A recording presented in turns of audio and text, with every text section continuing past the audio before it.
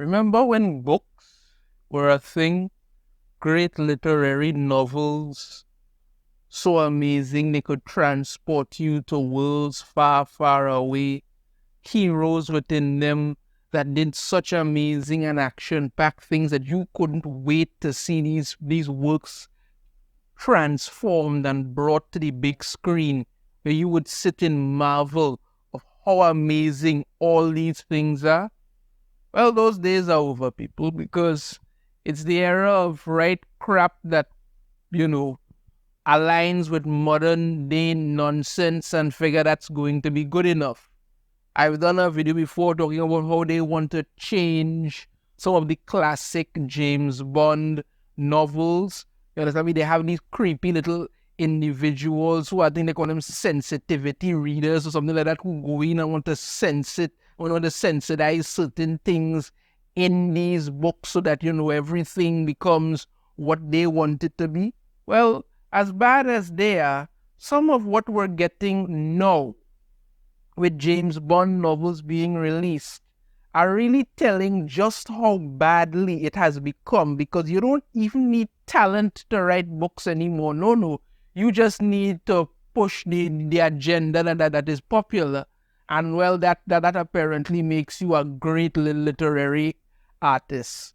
Let's get into this bit of information here from Bounding into Comics. Latest James Bond novel makes it abundantly clear the villains are white men who oppose wokeness. Of course they are. Of course. The latest James Bond novel, On His Majesty's Secret Service by Charlie Higson, which arrived on bookshelves back in May, features white men who oppose wokeness as the villains. Because, that's important. If you're white now, you automatically have to be either the villain, incompetent, stupid, or you're going to die early. That's kind of the given. Forgive me, I'm still recovering from this. Yeah, so that's kind of the given for it right there.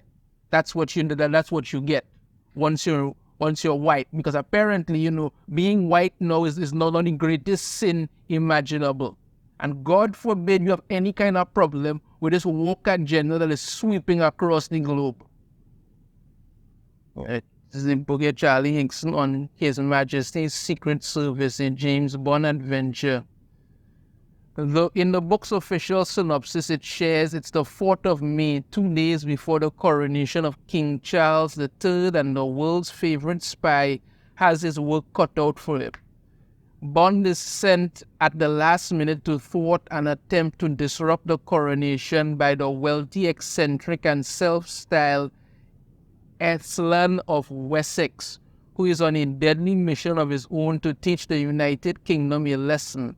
Can Bond dismantle his shady plans and defeat his privately hired team of mercenaries?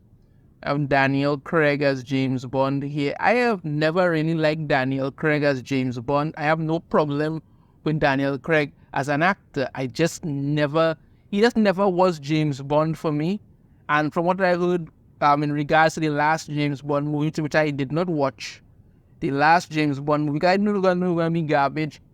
It pretty much just destroyed James Bond entirely. So, I should tell you.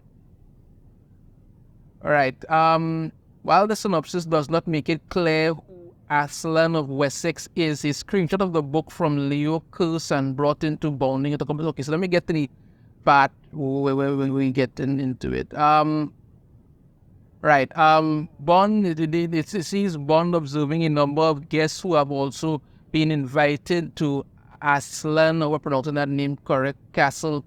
It specifically describes a man named Roger Burkett. Burkett was an ex-Tory MP famous for promoting COVID vaccines, mask-wearing, 5G conspiracy theories. Christ almighty, here we go.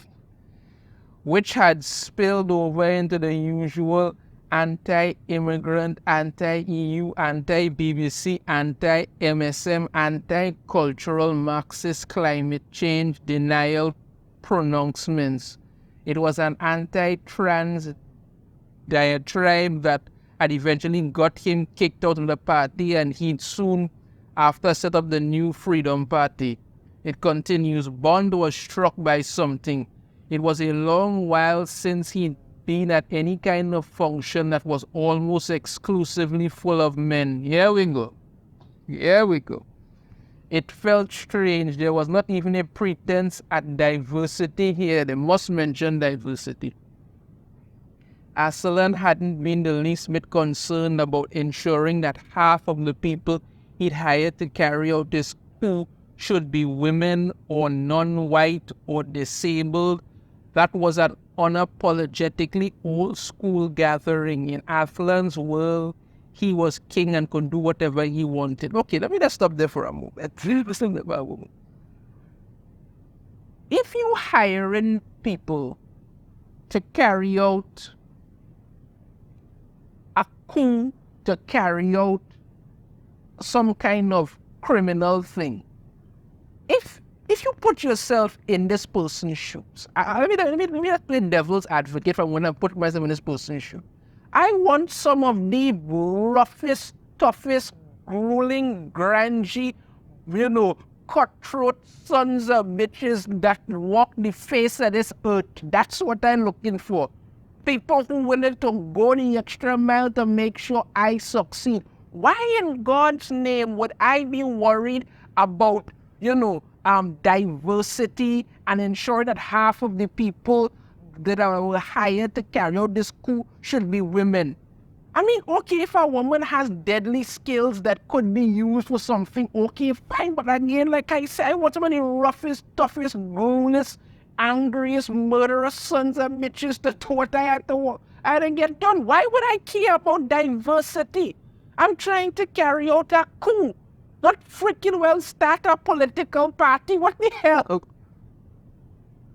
And then they go on non-white or disabled. Why would you want a disabled person to carry out a coup? That doesn't make any kind of sense. Come on, now, people. This is what's destroying modern entertainment on the whole. These people have become so brainwashed, so stupid, they don't even think about what they're writing anymore. Why in God's name would I want a disabled person to carry out a coup? What are they going to do? Run into the building and shoot people? I'm not trying to be offensive or anything like that. I'm not trying to be offensive. But I'm just being realistic. Why would I care about if I am going to carry out a coup that, I should have women there because it looks bad if I don't have women? If some women have deadly skills that could be used, fine. If not, okay. I'm talking about all non-white. You're really stopping to think about racial ethnicity when you gathering together a group of individuals to carry out a coup? If all of them white and they're willing to follow orders, and there's some of the roughest, toughest, ruthless, angriest sons and bitches to walk the face of the earth, I don't care about their race. I am trying to carry out a coup. I don't have time to worry about disabled people. What in God do disabled people going to do in a coup? How does that make any sense? Oh my God, boy. Lord, boy, wow. However, this excerpt isn't even the most egregious part of the book, so it actually gets worse. Oh my God, it actually gets worse. Wow. As Bond arrives for the party, Hickson writes, he wanted to blend in, not draw attention to himself. He was Peter Sanborn, someone who was serious about his job. He just hoped to God that everyone else wasn't going to be wearing cloaks and hoods and jingling about in chainmail. That would be kind of ridiculous, but okay. Upon entering the main room, Bond observes many of the men in the room could be described as ex-something, ex-military, ex-politician, ex-media pundit for hire. Well, okay, like again, as I said, when I carry out a coup, you're going to need some people who have experience in this kind of thing. Ex-military, ex-politicians, ex-media, you carry out a coup, not just a running, shoot the people in jail, and you're done, you have to have you have to have pieces in place. They'd become more and more extreme in their views and too toxic. I must use the term toxic. Unruly and unsafe to remain affiliated with the radical groups they join.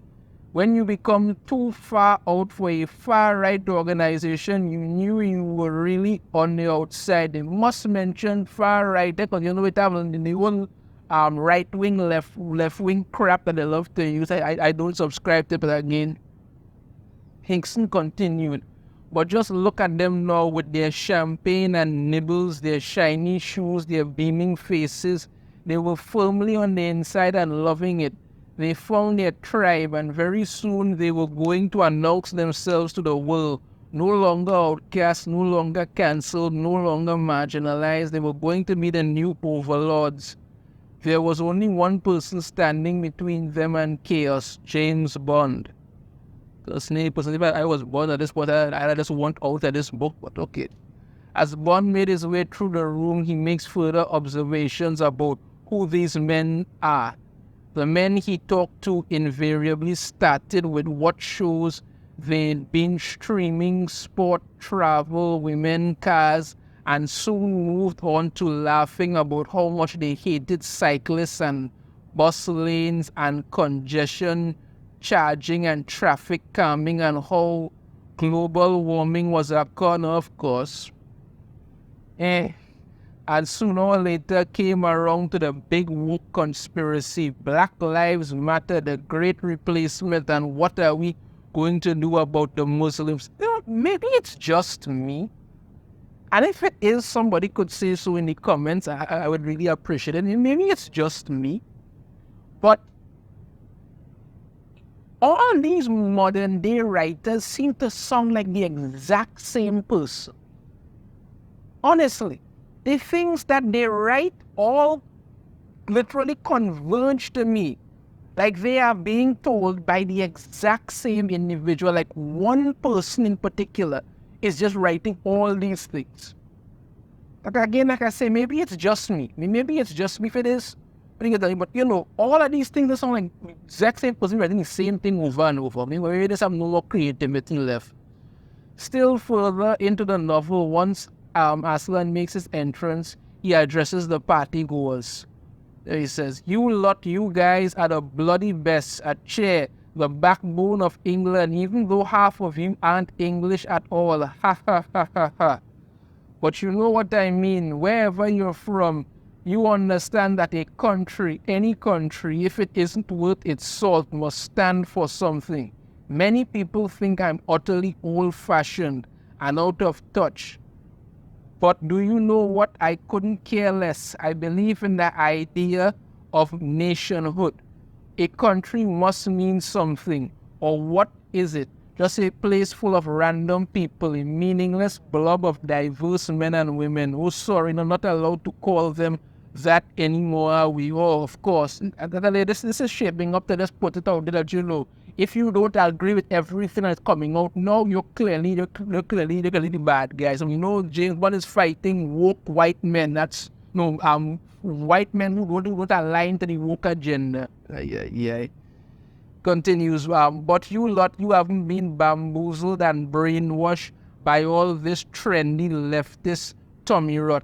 And you're prepared to stand up for your principles. You're prepared to do something, to be something, to stand and fight.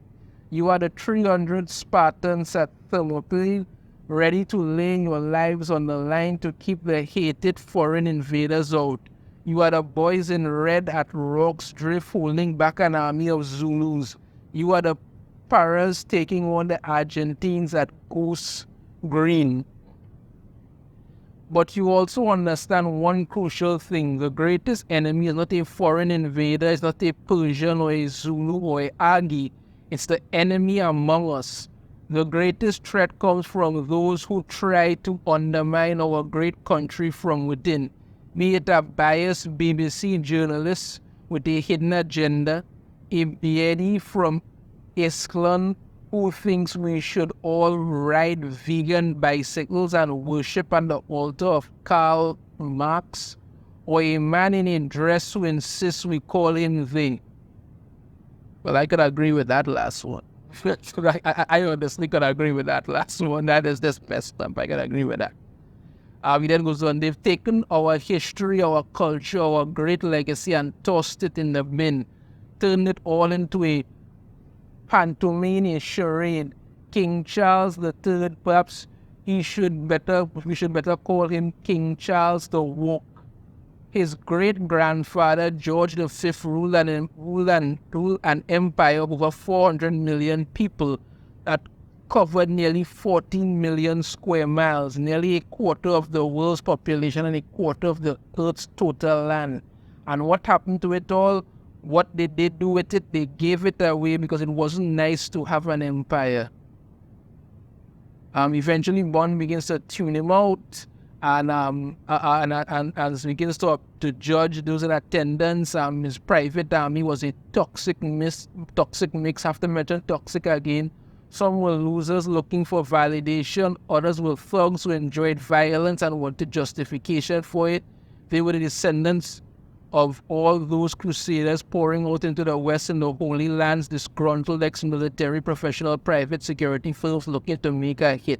And as you begin to read it, they're just tearing down everybody who is there, because they basically say that, this person who's doing this is against this woke agenda, and everybody who's there is just some loser who just aligning with them. This is really, really depressing and just ridiculous to see how far James Bond novels have fallen. So he finally reveals his grand plan.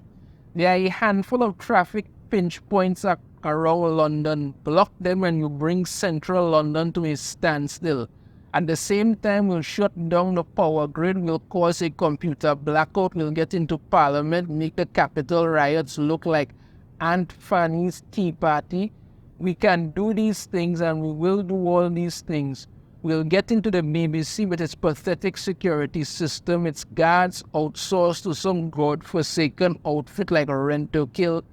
And once we've shut down the hating mainstream media, we will shut down Buckingham Palace, Parliament. Each of you with your own units know what to do. We will create maximum havoc. We will ensure that Charles is not crowned on the 6th. That's your plan? Block some traffic and riot? That's your plan? Not, carefully eliminate certain people and move some people into strategic locations, set up some bombs here and there, set it up to look like, Charles was embezzling and with some kind of nonsense to it, then you have no choice but to step in, and you have people stationed here and there to eliminate anybody. No, your plan is to block traffic and cause riots. And of course, they must mention the Capitol riots. This is ridiculous, boy. How is this supposed to be a James Bond story at all? And just for note. That's for note here. If your plan is to block traffic and riot, how are you planning to do this riot with disabled people? Answer me that question. How are you planning to do this? You know what? I'm not even going to go through any more of this, because you're going to clearly show me exactly what this is, what this book is going to be about, and why it needs to be avoided at all costs. This is crap. That's the only way to put it, just absolute and utter crap, and yet again another black eye for modern entertainment and modern writing. Absolute garbage. Let me know your thoughts on this in the comments. If you have a different opinion, I'd love to hear it. If you like the video, try to hit that thumbs up. Subscribe if you haven't already. Ring the notification bell and every time I put out a new video. And I shall see you all next time. Take care.